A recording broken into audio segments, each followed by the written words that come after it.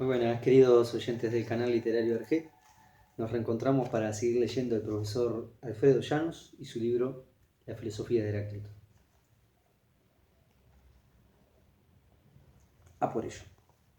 Heráclito y el pensamiento moderno. Según vimos, Heráclito ya se haya vinculado a algunas corrientes del pensamiento oriental, al conjunto de la filosofía griega, y también se ha tratado de aprovecharlo para fundamentar el dogma cristiano por parte de Justino, Clemente e Hipólito.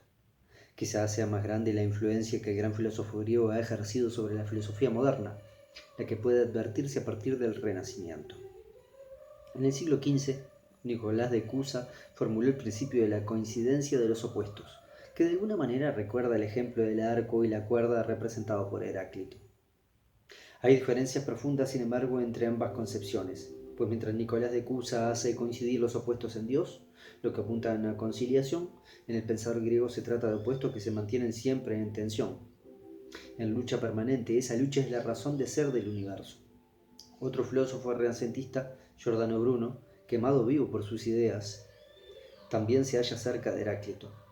Defendió el principio de la coincidencia de los contrarios y, a pesar de algunas inconsecuencias, aceptó la idea de la mutabilidad universal de la naturaleza y el fluir de todas las cosas, que bajo una nueva forma resucitaba la dialéctica antigua y aprovechaba a la vez los adelantos de la ciencia de su tiempo.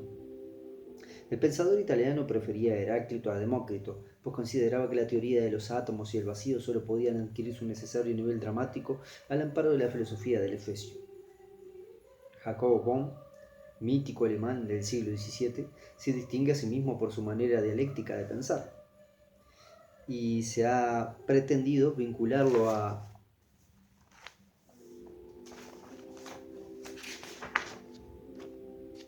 la tradición de Heráclito. Dios es la unidad de la luz y la oscuridad, de la cólera, del amor, del bien y del mal. Sin embargo, observando el problema más de cerca, la diferencia entre ambos pensadores es muy grande, aunque formalmente haya puntos de contacto. Heráclito quiere explicar el mundo y dar una idea concreta de él. Bohm busca a Dios por medio de su dialéctica subjetiva. Un mundo separa a ambos pensadores. En un capítulo de sus ensayos, Montaigne, el célebre escéptico francés, se ocupa de Heráclito y de Demócrito. La figura del Efesio parece, empero, muy influida por el estoicismo. Las observaciones de Montaigne son, en consecuencia, de carácter moral y psicológico.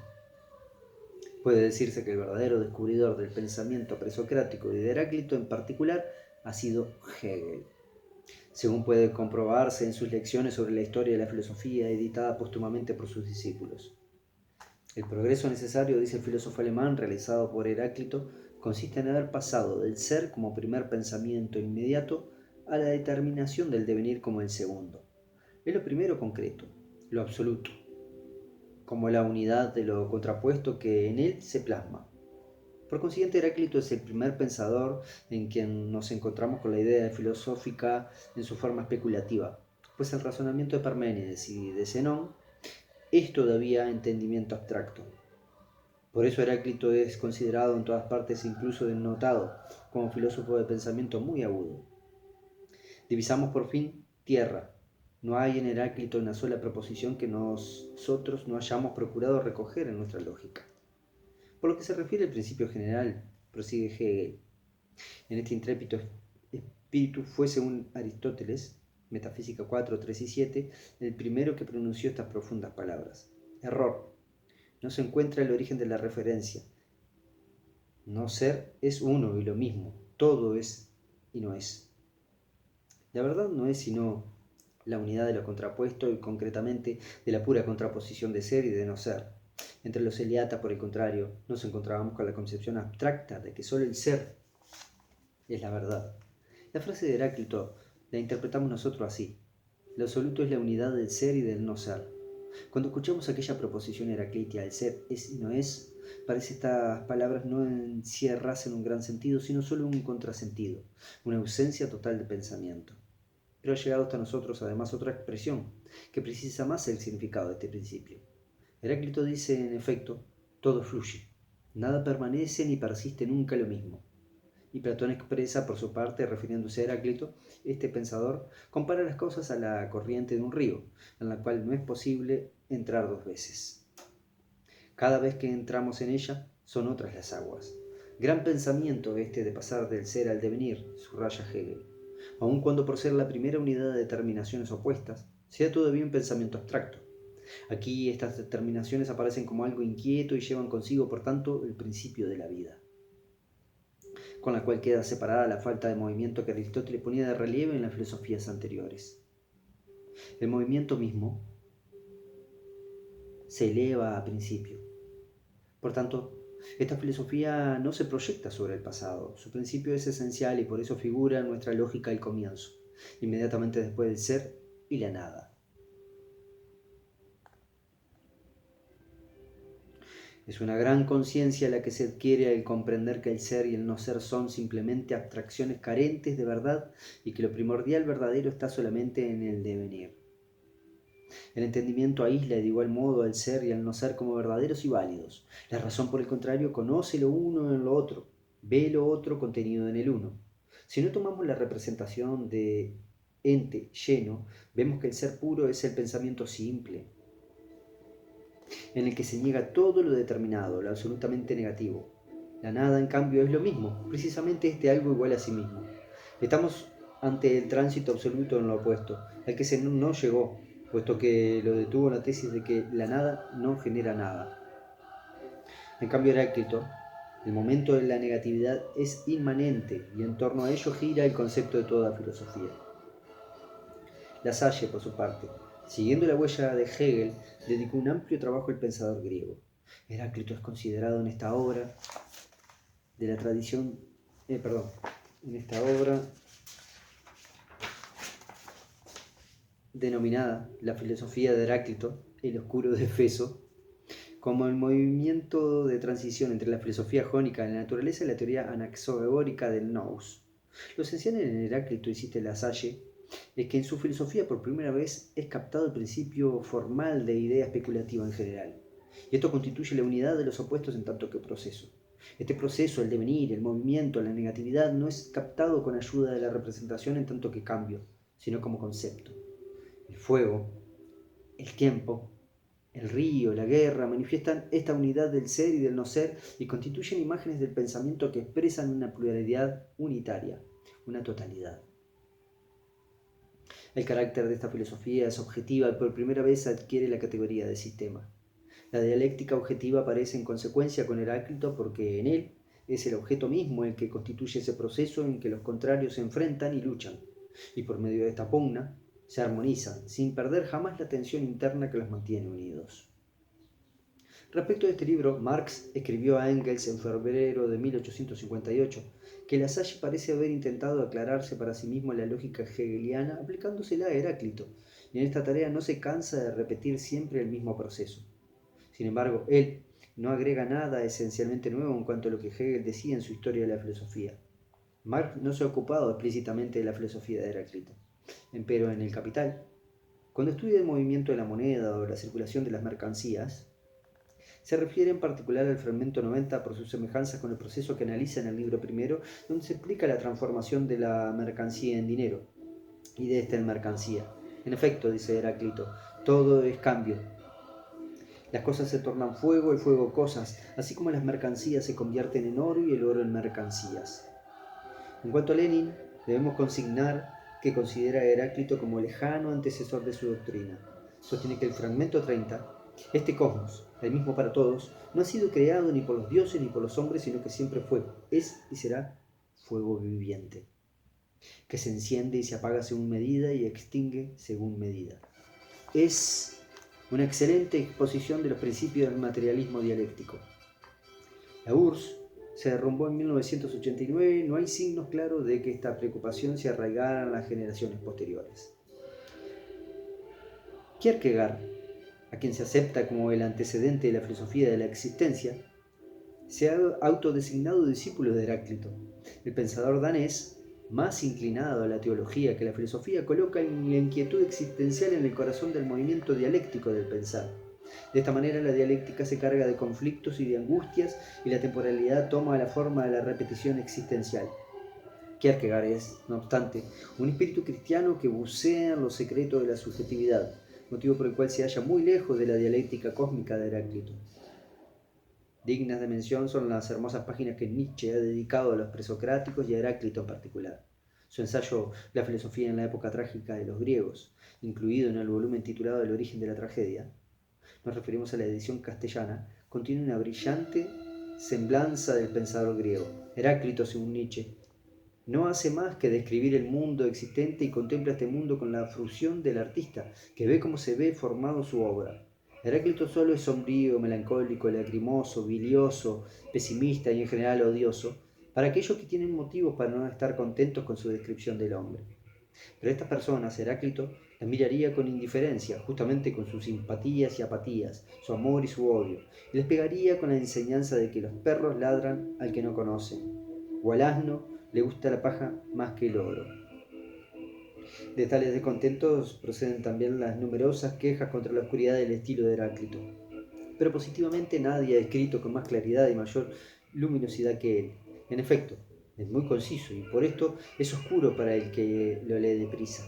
Nietzsche pretende ver en Heráclito al filósofo que anuncia la inocencia del devenir. Reconstruyendo un supuesto monólogo, le hace decir al Efesio: yo no veo nada más que el devenir.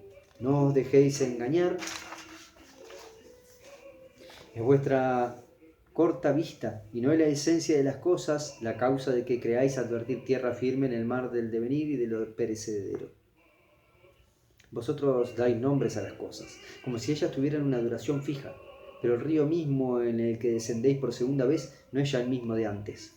Según Nietzsche, Heráclito sería el filósofo que, por anticipado de una vez para siempre, habría aniquilado a todo tipo de platonismo al afirmar que no hay ni copia de las cosas ni modelos de ellas, sino un devenir por el cual el sabio debe dejarse llevar. En 1904, Spengler, que después se haría célebre con su libro La decadencia de Occidente, publicó su tesis sobre Heráclito. La interpretación de este autor se fundamenta en las concepciones energéticas de Mach y Ostwald. Denme un momento que quiero anotar esa cita que pone en 1904 Spengler, me voy a anotar acá. Siempre tengan a mano papel y lápiz para tomar notas y citas que les parezcan importantes, ¿no? En 1904, Spengler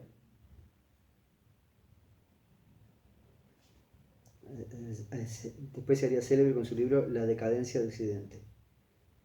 La decadencia de Occidente. Vamos a ver, 1904 al 2004, ¿no? Van 100 años.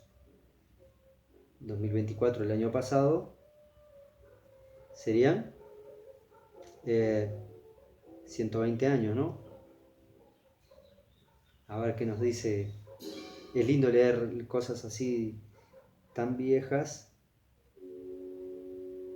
para ver un poco qué es lo que ha cambiado y qué es lo que nosotros podemos cambiar en el mundo, teniendo una referencia de lo que se ha hecho y cómo evolucionaron las cosas, cuál es nuestro granito de arena en este mundo. Bueno, sigamos la lectura de Heráclito por el profesor Alfredo Llanos. Logramos nuestro conocimiento del mundo exterior únicamente por el hecho de que nuestros órganos de los sentidos son estimulados de determinada manera por los objetos de aquel. La calidad y la fuerza de estos estímulos la adscribimos a las características de la materia. Sin embargo, si a los objetos los apartamos de aquellas características, no nos queda nada que sea accesible a nuestras experiencias y la materia desaparece en la tentativa de imaginarla en sí misma. El acercamiento a la energética de Heráclito se hace así posible para Spengler por primera vez y cree un poco a la ligera que el Efesio se debe excluir de la hipótesis de un devenir puro en el concepto de sustancia.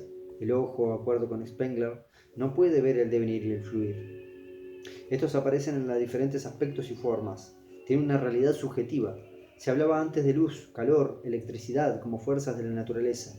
Hoy se las define como formas de energía que, aunque admite, prosigue Spengler, que hay que evaluarlas como formas aparentes de la energía en sí misma, es decir, la causa incognoscible de lo acontecido, Heráclito se imaginaría así el fuego, el agua, la tierra, lo que serían fenómenos que solo en apariencia son y duran. Por otra parte, niega Spengler que Heráclito afirma la identidad real de los opuestos. También rechaza la identidad del logos y el fuego como ley del acontecer. La tesis de Spengler, aparecida en circunstancias en que se hacía más ostensible la crisis de la física, ha quedado como curiosidad histórica, escrita por un autor que solo era un amateur de la filosofía. Una interpretación original y valiosa es la de Reinhardt, expuesta en 1916 en su libro Parménides y la historia de la filosofía griega. En él se modifica la cronología. Bueno, voy a anotarme también ¿no? Ya que nos anotamos ese sobre Heráclito, vamos a anotar sobre Parménides. Reinhardt, capaz que algunos ya lo leyeron, escriban en los comentarios qué tal el libro de Reinhardt. A ver si lo pueden ver ahí. Tendría que empezar a usar resaltadores yo para acá. Reinhardt.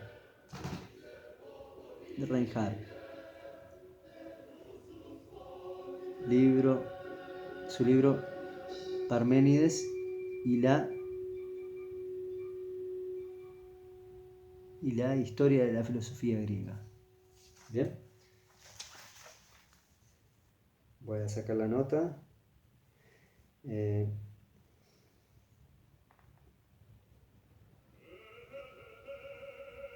Reinhardt. Parménides y la historia de la filosofía griega. Continuemos la lectura. Disculpen estas temas que si uno, y acostúmbrense a hacerlo ustedes también, si uno no anota en el momento, eso se va. La mente tiene cosas que ocuparse a lo largo del día, de otras cosas y de otros libros también que traje para compartir con ustedes. Próximo video vamos a leer algo de este señor, James Joyce, y algo de mitología también. Bueno, pero ahora a por ello con lo que estamos. Este señor Alfredo Llanos y su libro sobre Heráclito. Este señor, el señor Reinhardt, en ese libro, Parménides y la historia de la filosofía griega, modifica la cronología de modo que Heráclito y Parménides resultarían por lo menos contemporáneos. Entre nosotros, Carlos Astrada definió la posición del autor alemán en su libro en 1968, La génesis de la dialéctica. Dice en él, el problema que se plantea Heráclito es el mismo que enfrenta Parménides, pero aquel busca para él mismo otra solución. El problema de la contradicción es el que dilucida Parménides, apelando a la doxa. En cambio, Heráclito, en su física, yendo en pos de la aprehensión de lo real por el logos, apunta a otra respuesta frente al mismo problema.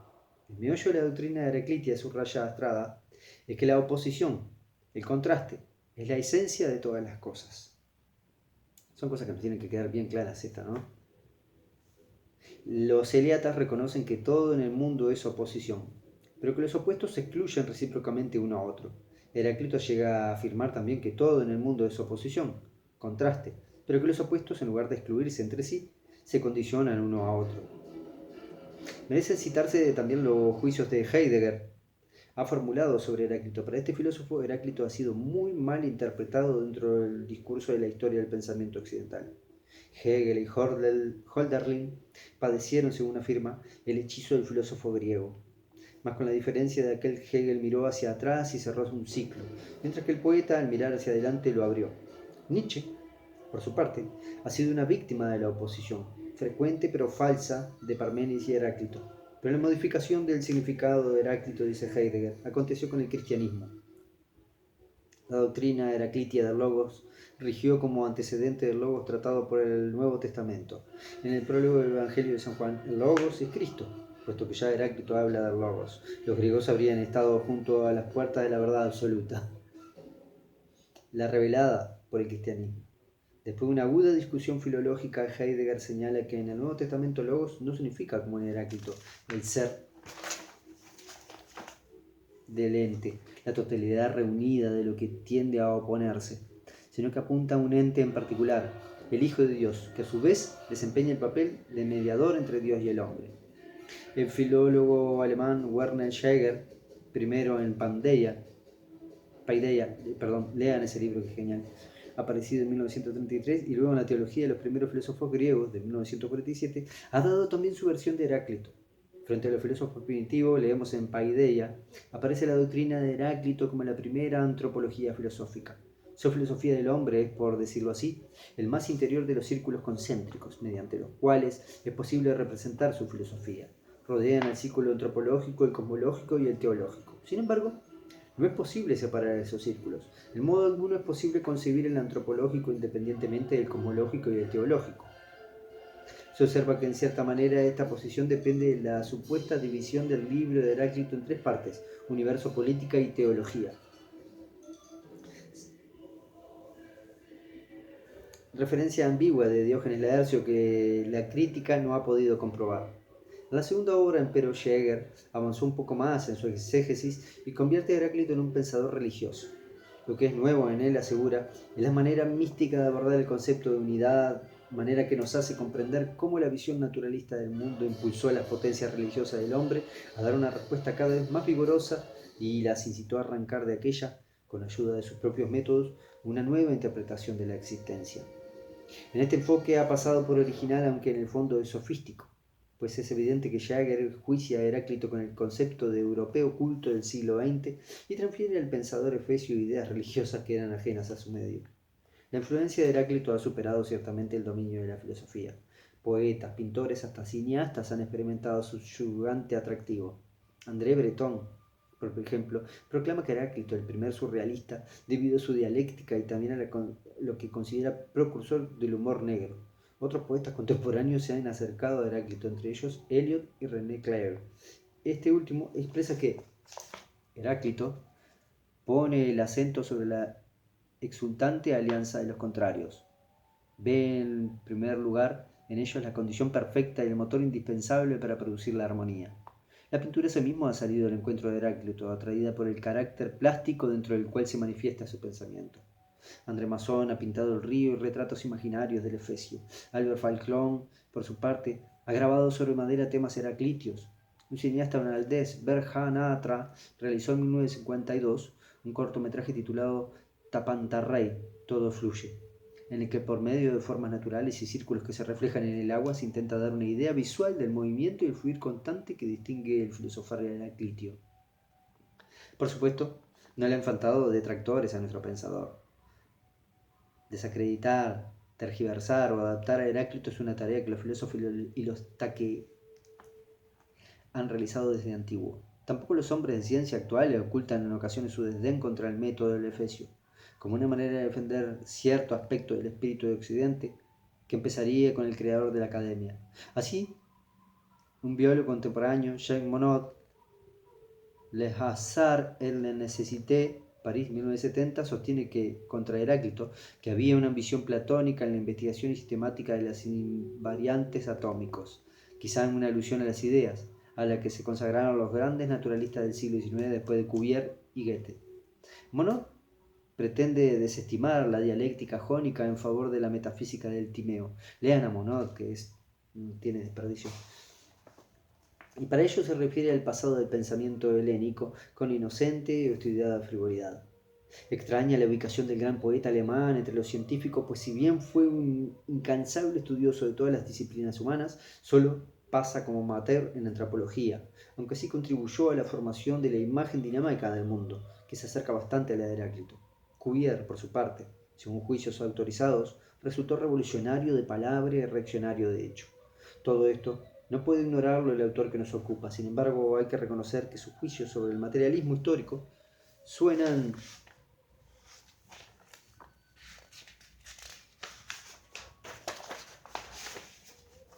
como una advertencia en momentos en que la doctrina parecía perder impulso. Monod en 1970 andaba detrás de la pista del socialismo ético y dice: este gran sueño del siglo XIX vive permanentemente en las almas jóvenes en dolorosa intensidad, dolorosa a causa de las traiciones que ese ideal ha sufrido y de los crímenes cometidos en su nombre. Es trágico, pero quizá inevitable que esta profunda aspiración no haya encontrado su doctrina filosófica más bajo la forma de una ideología animista.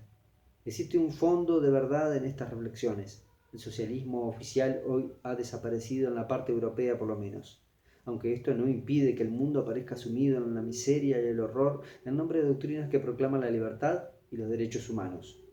Todo indica que Occidente no encontró ni tampoco buscó una forma de convivencia que desterrara la opresión y el lucro y pusiera al servicio del hombre y la sociedad las conquistas de la ciencia, la tecnología, las cuales amenazan con aplastar sus propios creadores. Bueno, hay una protesta social, acá hay política, en la que, bueno, tomen sus propias conclusiones. No, a leer, muchachos.